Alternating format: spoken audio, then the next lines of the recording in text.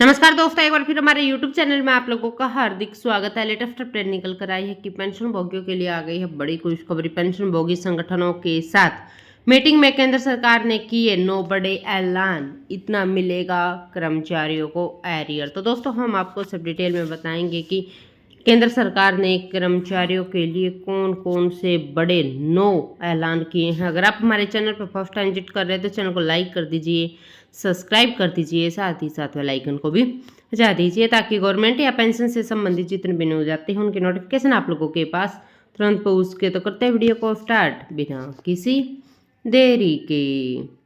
दोस्तों, सेवानिवृत्त कर्मचारी और पेंशनर्स एसोसिएशन ने 8वें वेतन आयोग से केंद्र सरकार के सामने 9 बड़ी मांगे रखती हैं, जो कि केंद्र सरकार अगर इनको पूरा करती है तो फिर लोकसभा चुनाव से पहले बड़ा खुलासा होने जा रहा है। दोस्तों, हम आपको बताते हैं कि ऐसी कौन कौन सी बड़ी मांगे हैं जो केंद्र सरकार के समक्ष रखी गई है और पेंशन धारकों के ऊपर इसका क्या प्रभाव पड़ने जा रहा है। दोस्तों, केंद्र सरकार के समक्ष कर्मचारी और पेंशनधारक यूनियन ने 8वें वेतन आयोग की कमेटी के गठन को लेकर मांग रखी है। 8वां वेतन आयोग 1 जनवरी 2026 से लागू होना है, लेकिन अभी तक इसको लेकर कमेटी का गठन नहीं किया गया। जब तक कमेटी गठित नहीं होगी तब तक रिपोर्ट जारी नहीं होगी। ऐसे में 8वां वेतन आयोग कब लागू होगा।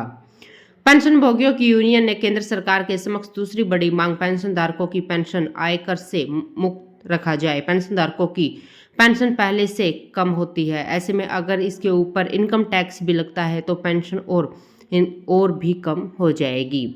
इसी को देखते हुए पेंशन भोगी यूनियन लगातार कोशिश कर रहे हैं कि पेंशन आयकर से मुक्त हो।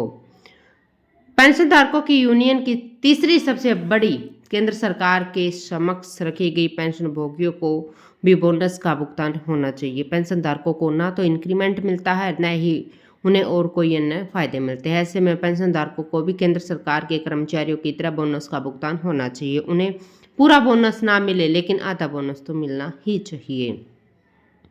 दोस्तों, पेंशन धारकों की यूनियन ने एक और बड़ी मांग रखी है। पहले की तरह रेलवे टिकट में उनको 50% छूट दी जाए। पहले यह सुविधा दी जाती थी, लेकिन कोरोना के बाद इसको बंद कर दिया गया, जो कि अभी तक शुरू नहीं की गई। ऐसे में पेंशन धारकों की यूनियन ने केंद्र सरकार के सामने यह प्रस्ताव रखा है कि पहले की तरह पेंशन भोगियों को रेलवे किराए में 50% की छूट दी जाए।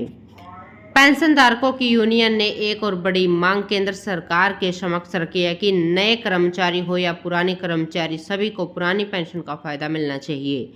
नई पेंशन योजना को कोई भी फायदा नहीं मिल रहा, ऐसे में सभी को पुरानी पेंशन योजना का लाभ दिया ही जाना चाहिए।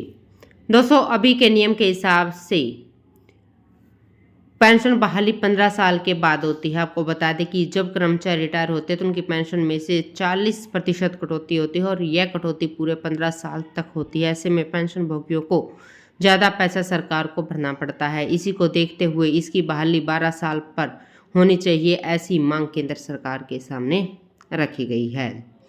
केंद्र सरकार के सामने एक और बड़ी मांग रखी गई है कि 65 साल की उम्र होते ही पेंशनधारकों की पेंशन में 5% की बढ़ोतरी होनी चाहिए। 70 साल की उम्र में 10, 75 साल की में 15 और अभी के नियम के हिसाब से 80 साल पूरे होने पर बेसिक पेंशन में 20% की बढ़ोतरी होती है। तो इस बढ़ोतरी का क्या फ़ायदा? बहुत कम पेंशन भोगी इस सुविधा का लाभ उठा पाते हैं। उसी को देखते हुए 65 साल से ही पेंशन में वृद्धि का फ़ायदा मिलना चाहिए।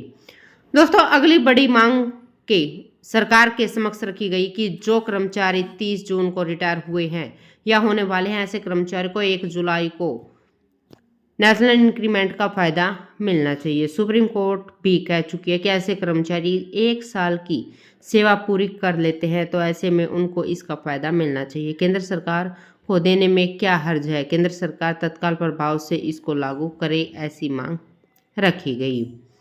दोस्तों, सबसे लास्ट मांग ये थी कि केंद्र सरकार के समक्ष एक और बड़ी मांग है कि जो उनका महंगाई भत्ता फ्रीज किया गया है उसका भुगतान किया जाए। कम से कम पेंशन धारकों को इसका भुगतान होना चाहिए। पेंशन धारकों की पेंशन पहले से ही कम होती है, ऐसे में महंगाई भत्ते को फ्रीज करना कहीं का नियम नहीं है। ऐसे इसको देखते हुए 18 महीने के एरियर का फायदा कर्मचारियों को मिलना ही चाहिए।